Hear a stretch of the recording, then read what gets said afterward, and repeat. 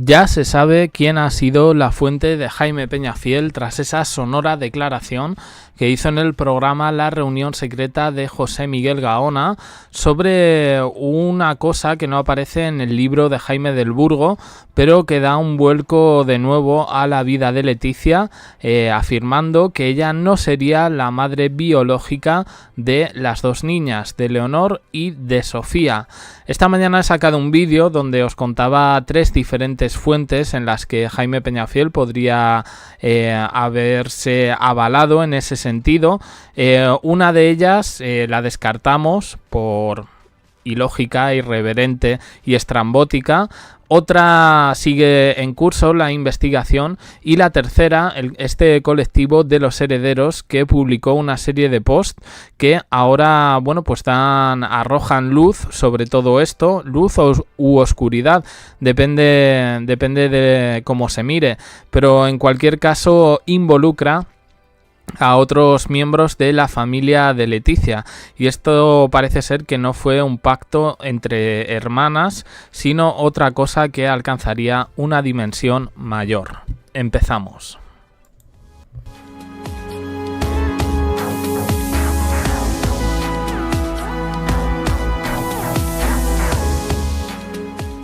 Si alguien no ha visto el vídeo anterior a este, lo recomiendo bastante para entender un poco de qué estamos hablando, pero voy a resumir para aquellas personas que no le hayan echado un vistazo.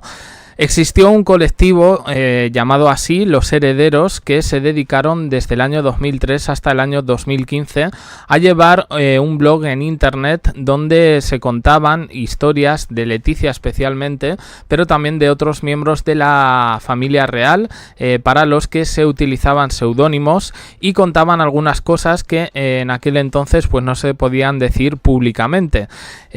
Muchas de esas historias tienen ahora una resonancia con todo lo que está contando Jaime del Burgo. En este sentido nos vamos a centrar en las últimas declaraciones fuertes de Jaime Peñafiel respecto a esa posible no maternidad de Leticia, una historia tan estrambótica que vamos a conocerla un poco más a medida que vaya leyendo estos posts. Los herederos son un colectivo de personas que escribían diferentes artículos en un blog que ya no existe. Perdón que me ahogo. Como digo, los herederos son un colectivo de personas curiosamente bastante localizadas. De hecho, dicen que son una especie de grupo que viene de un sitio concreto de Madrid o un sitio conocido y que arrojaría mucha luz, pero que yo de momento me voy a callar y no voy a decir nada al respecto. Sobre este tema que apuntó Jaime Peñafiel, yo lo que he podido encontrar es que sí se habla de inseminación. Se habla de en un lenguaje bastante críptico y codificado, curiosamente como el propio Jaime del Burgo, en estos términos, y viene trufado, curiosamente, con historias de los padres de Leticia. En este sentido, voy a leer algunos de sus posts, que no van a ser literales, sino que los voy a traducir para que no haya ningún tipo de problema. Dice: sobre los padres, se casaron cuando Paloma quedó embarazada muy joven, con solo 18 años. Se casó de minifalda y con un cura progresista que luego abandonaría el sacerdocio.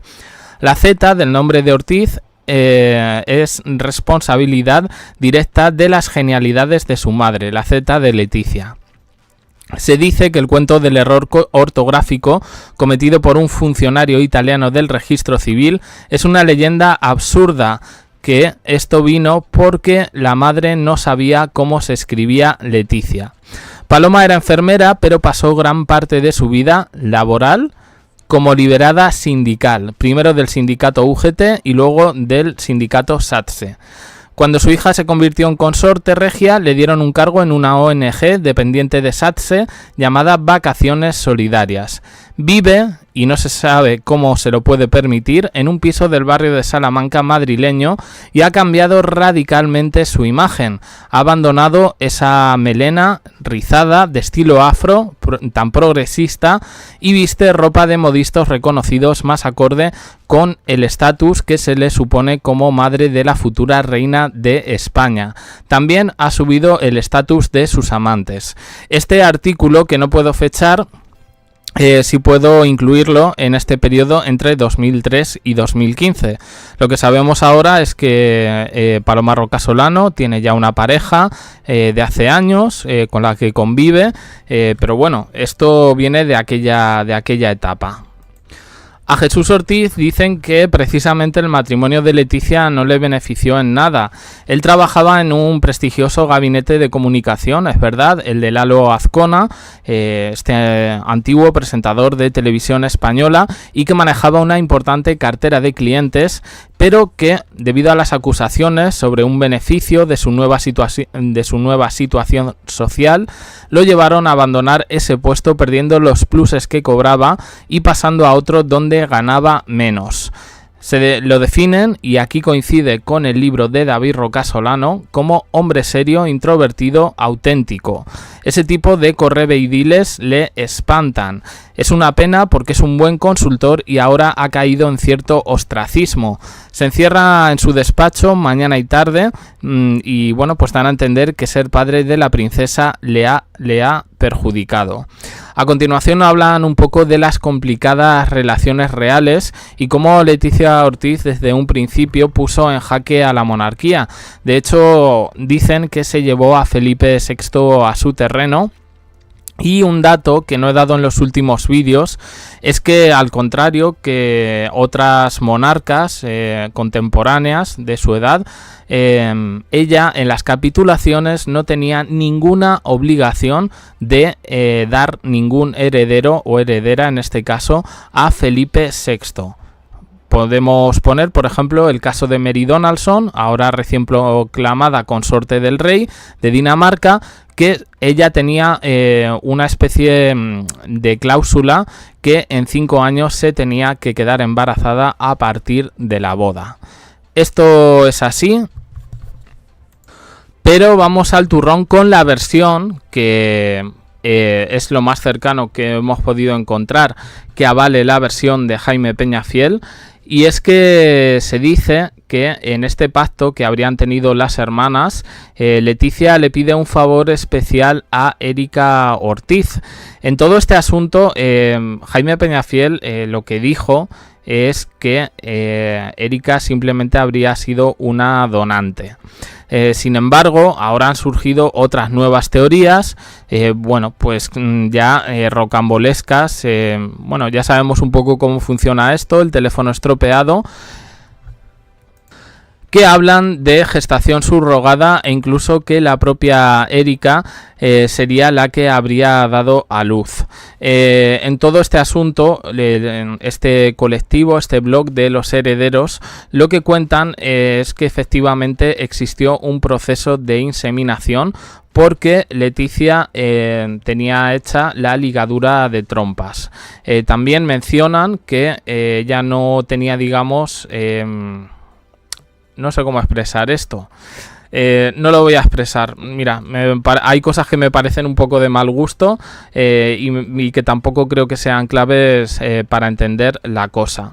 El asunto es que esto no se quedó como un tema de hermanas, como una cosa de dos, sino que contaba con varios cómplices en la familia. Señala precisamente a las personas que he mencionado antes, los padres de Leticia Ortiz, Paloma Roca Solano y Jesús Ortiz, que habrían dado el visto bueno a todo esto, siempre, y esto lo ponen así, siempre bajo el control de Leticia. Entiendo que lo que quieren decir es que Leticia convenció a parte de su familia para que entendieran un poco lo que se iba a llevar a cabo. A Felipe también lo ponen como cómplice de todo este secreto, pero curiosamente sacan a una persona de la ecuación, o a dos. A mí a mi parecer, importantes en todo esto.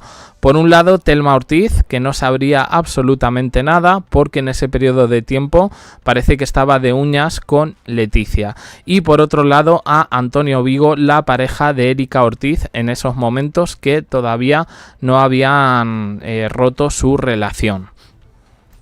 ¿Cómo se lleva todo esto a cabo sin que los suegros, en este caso el rey emérito y la reina Sofía, que controlan de alguna manera ciertos tentáculos en el CNI y bueno, más temas que se refieren al Estado?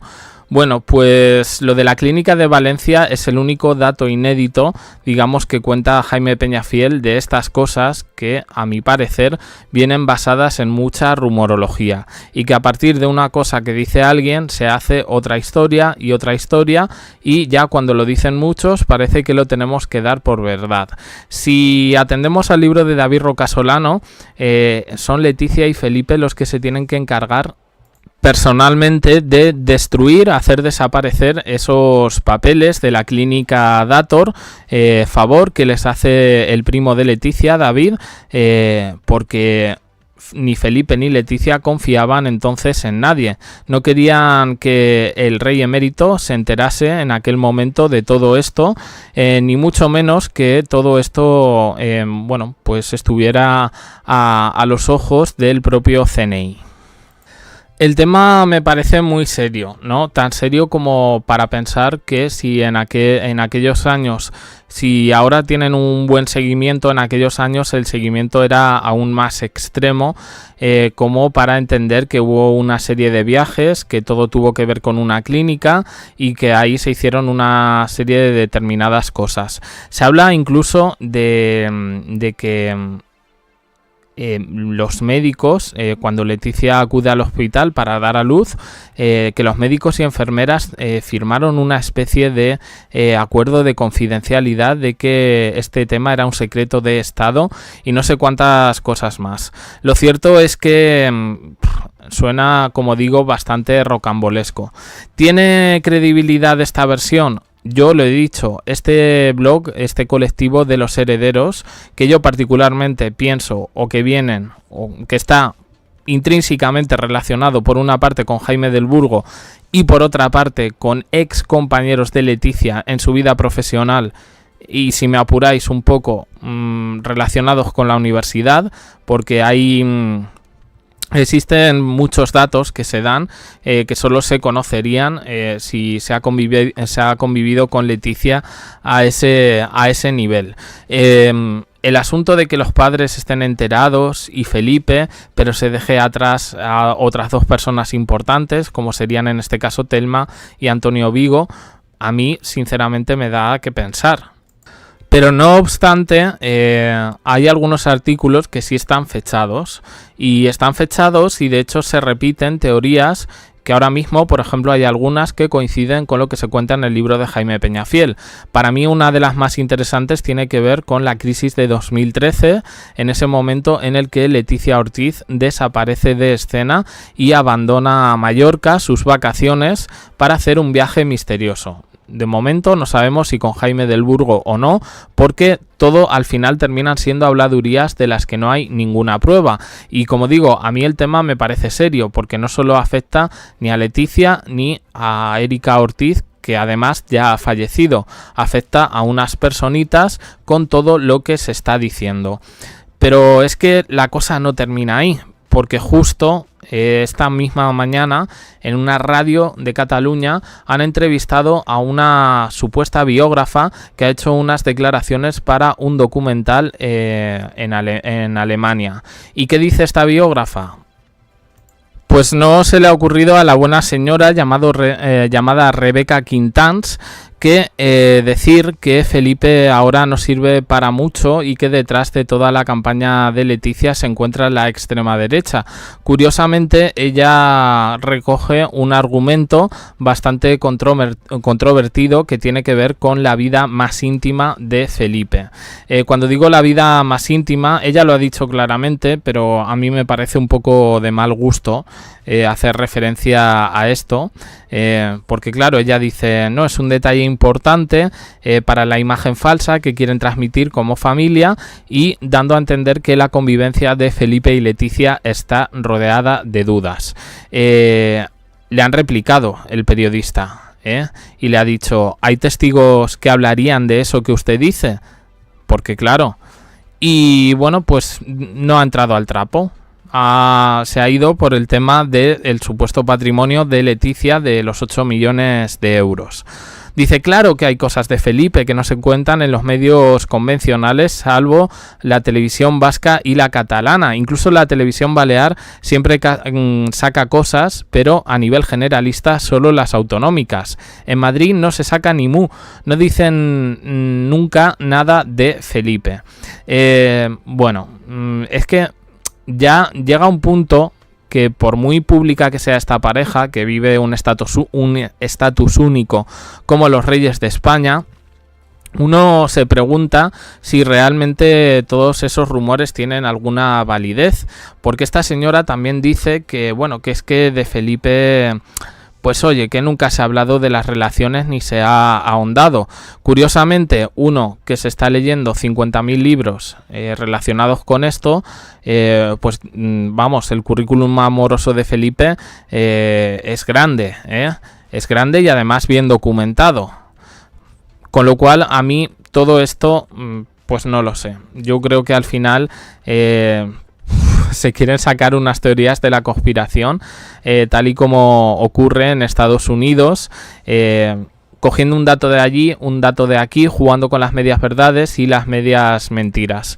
Yo me gustaría tener más información de este colectivo. Evidentemente, a estas alturas y desde 2015 que se eliminó este blog de los herederos, es muy difícil que yo pueda contactar con alguna fuente que me pueda explicar más.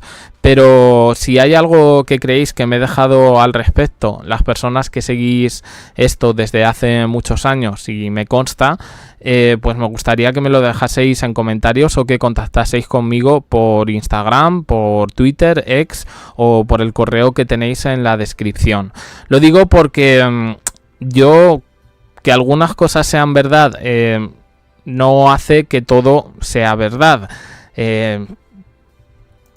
Que si optamos por pensar en un montón de teorías extravagantes, yo os puedo decir que hay una que he leído y además que aparece en un medio, se supone que serio, que habla de la conexión de la reina Sofía con el Club Bilderberg y que Leticia no es Leticia, que Leticia sería un clon. La habrían reemplazado tal y como dice aquella leyenda urbana de que Paul McCartney es un clon y que el original lo hicieron también desaparecer y falleció, pero que los Beatles tenían que seguir y que pusieron a otra persona. Pues aquí ya es cuestión, como digo siempre, de actos de fe. En cualquier caso, sí me gustaría conocer un poquito más de este colectivo, porque es verdad que yo, si me dejo guiar por primeras impresiones, lo relaciono especialmente con gente pelín envidiosa de Leticia, con cierto tinte republicano y también, ¿por qué no decirlo?, que coincide con muchas cosas en el lenguaje y metalenguaje del propio Jaime del Burgo en sus publicaciones en redes sociales. Me quedo así, intentaré ampliar esto en otros vídeos porque sigo leyendo y bueno, pues parece que todo tiene que ser verdad, pero quizás, no sé, la verdad se encuentre en el medio de todo o alejada, o realmente todo esto sean cuentos chinos, no lo sé. Yo pongo los hechos y vosotros sacáis las conclusiones. Opiniones en comentarios, suscribiros, campanita, un me gusta en apoyo al canal y os dejo aquí con más vídeos y en el canal secundario. Gracias por estar ahí.